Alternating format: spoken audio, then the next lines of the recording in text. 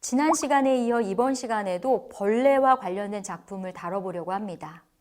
지난주에는 우리가 카프카의 변신을 통해서 벌레를 살펴봤는데요. 이번 시간에는 1985년에 발표된 이청준의 단편소설 벌레 이야기를 살펴보고자 합니다. 자, 화자인 나는 유괴를 당한 아이인 아람의 아버지예요. 그런데 아버지가 실제 주인공은 아니고요. 관찰자의 입장에 있죠. 작중의 주인공이라 할 수 있는 인물은 나라는 인물의 아내에 해당이 됩니다. 아람의 엄마가 주인공이죠. 아람은 내성적인 성격의 아이로 어렸을 때부터 무슨 일이든지 취미를 붙이지 못했어요. 근데 아람이 초등학교 4학년에 진학하면서 주산에 열정을 보이기 시작하는 거예요. 그래서 아람은 주산학원에 다니게 됩니다.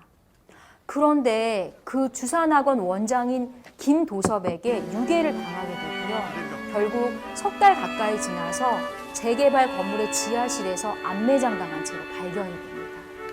용의자로 지목받았던 김도섭은 결국 범행 일체를 자백하고요. 사형 선고까지 받게 됩니다.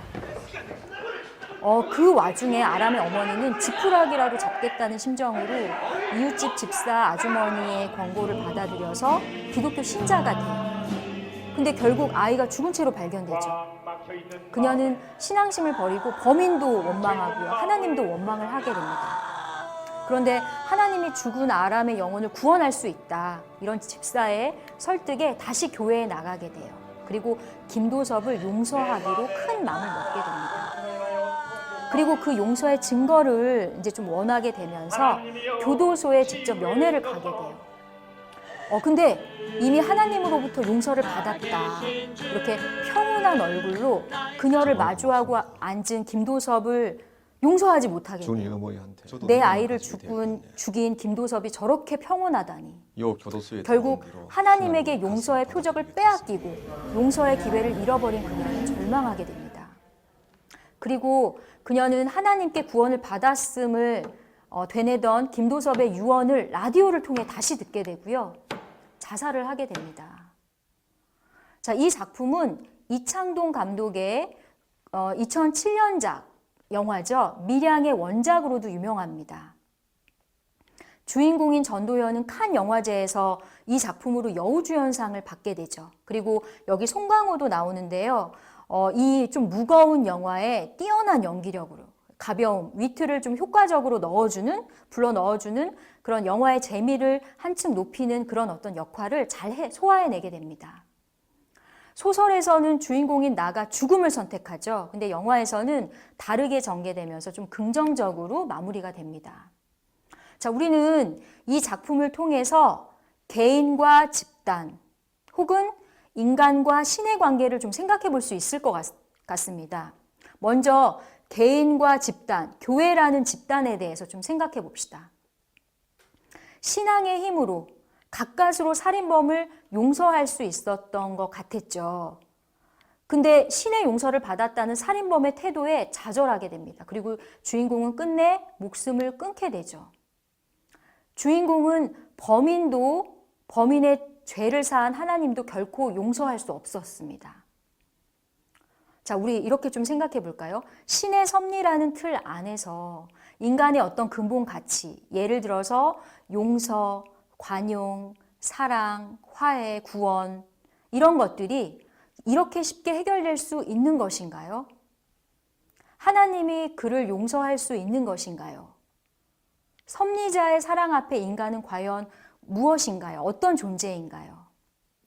인간의 존엄과 권리란 무엇일까요?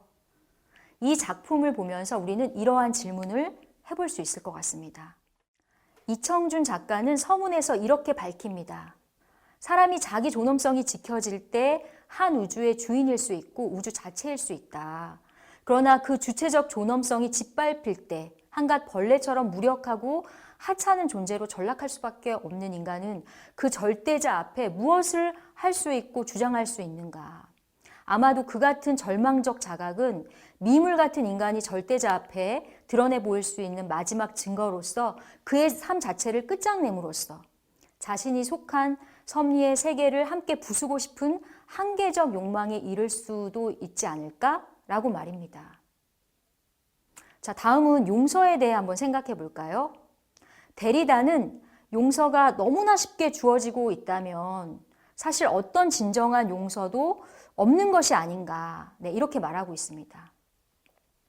우리가 누군가를 용서하는 것이 쉬우면 쉬울수록 그만큼 그 용서의 가치는 작아지겠죠. 불가능한 용서, 즉 용서할 수 없는 것에 대한 용서만이 진정한 용서일 수 있을 것 같습니다. 때문에 진정한 용서는 불가능한 건 아닐까요? 용서하는 주체는 고통을 겪었던 주체와 자기 동일적인 존재가 아닐 수도 있겠죠. 이 작품에서처럼요.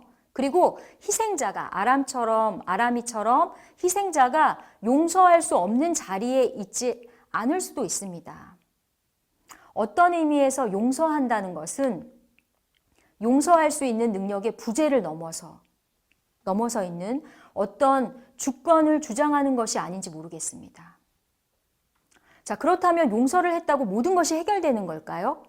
용서를 했다고 화해가 이루어지는 것은 아닐 수 있겠습니다. 마음으로 용서를 하였어도 진정한 화해가 이루어지지 않을 수 있겠죠. 용서는 구원을 위한 전제가 될 수 있지만 용서와 구원은 같은 차원의 문제가 아닙니다. 이 이야기는 용서가 아닌 화해의 틀로 이해해야 되지 않을까 생각이 듭니다. 과연 진정한 용서는 무엇인가요? 진정한 용서는 가능할까요?